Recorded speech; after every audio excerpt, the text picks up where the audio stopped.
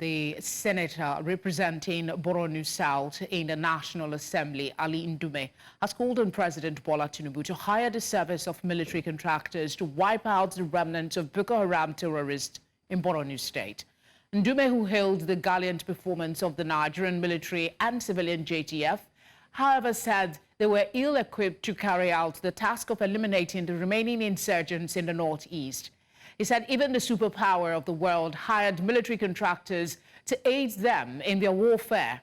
Ndume made the call against the backdrop of the killing of 6 farmers by Boko Haram terrorists in Ngoshe, Woza local government area of Borno State, and the abduction of 5 others, including women, on Monday. To discuss this, we're joined by former Director, Department of State Services, Dennis Amakre. Dennis, thank you for joining us. Should the President, whether short-term or long-term, hire the services of military contractors to help wipe out the remnants of Boko Haram terrorists in Borno State? Well, thank you very much for having me. Yes, mercenaries hired by countries or, in different countries to take care of particular security problems and then out, like they go in, do the job and go away. But for many reasons, but there are some implications for hiring such people, especially for a country that has a standing army, so those are the problems that we could face for hiring them. Are you persuaded to maybe reconsider because of this assertion I'm going to quote for you, even the superpowers of the world, and you have highlighted that hire military contractors. He made mention of the US, Russia, UK, and France as countries who do engage these services. Are you persuaded that because these countries have used these military contractors, it should be something that we should consider? Oh, yes. It's something we've used them before. We've used them before. I think President Jonathan used them. Executive outcomes from South Africa, they were used, and of course they were giving very good results. Before, immediately after the election, the new government that came in had to ask them to leave, and then the problem persisted. Otherwise, we were coming to the end of Boko Haram at that time. Now that the distinguished senator is also calling for it, yes, we can use them because they're coming with specialized skills to take care of any particular problem that we have, which is terrorism, of course, and then the banditry that is disturbing us. But at the same time, we have to be very, very careful because there are certain very serious implications, even with the United Nations. Highlight some of these implications. Highlight some of this implication, if you please.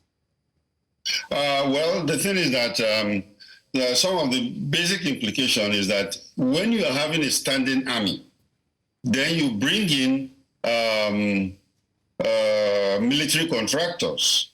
It undermines the capacity of the army that you have, and then of course military contractors have been known to not obey human rights, so they could come in there and then do anything they like. Even with the civilian population that is in our country, and then leave. So it is very, very, very difficult. But they are also necessary for intelligence sharing, and then of course they come in with their own equipment. But we have a standing army. I don't think we cannot do what any military contractor can do. But Ndume has a contrary view. He feels that while the military has performed, the military itself and the civilian JTF are ill-equipped to carry out the task of eliminating what he described as the remaining insurgents in the Northeast. Is this, first off, true to your knowledge? Does it justify the call? And this is three-prone. Are we really ill-equipped, considering all the monies that have been expended towards fighting and fighting insecurity and equipping the military?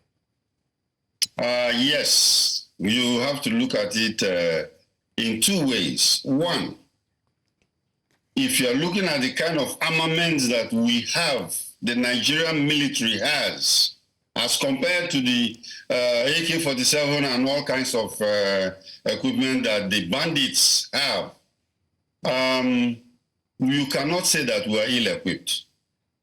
But I think where the senator is saying that we are ill-equipped is that we are too thinly spread in the sense that we're engaged in almost all the 36 states of Nigeria, the Nigerian military.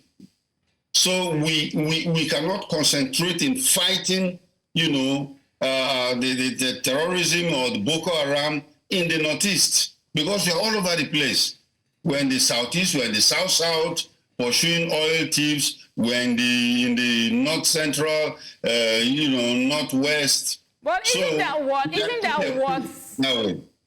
what they're supposed to do? Protect the country from internal and external forces. That is their mandate. What do they need? When you say we're spread thinly, it seems like maybe the government is failing in part of its responsibility to ensure that we have not just the equipment, but the manpower needed to protect this country. Isn't that more imperative than any other thing? Because if we don't have security, for instance, every other investment, progress will be stalled. Felicity, you see, there is a fundamental issue there. And the fundamental issue is that the military is supposed to fight external enemies of the country. That is their job. The internal security is supposed to be handled by the police and the DSS. Now, we have had a situation where the military, besides fighting external forces, have come inside Nigeria and is now involved seriously in internal security. So you find out that they are thinly spread because they are doing their job and also taking up the extra in internal security, which they are supposed to do. Now, how do we find ourselves into this? We have abandoned the internal security forces. And then, of course, only the military has been faced. Most equipment they are buying for them and all those kind of stuff. But what we need to do is to train the police because they know how to take care of it, and of course buy them the necessary equipment, and they will do the job very easily. All right, Dennis, we'll have to leave it there. Thank you for speaking with us. Thank you for having me.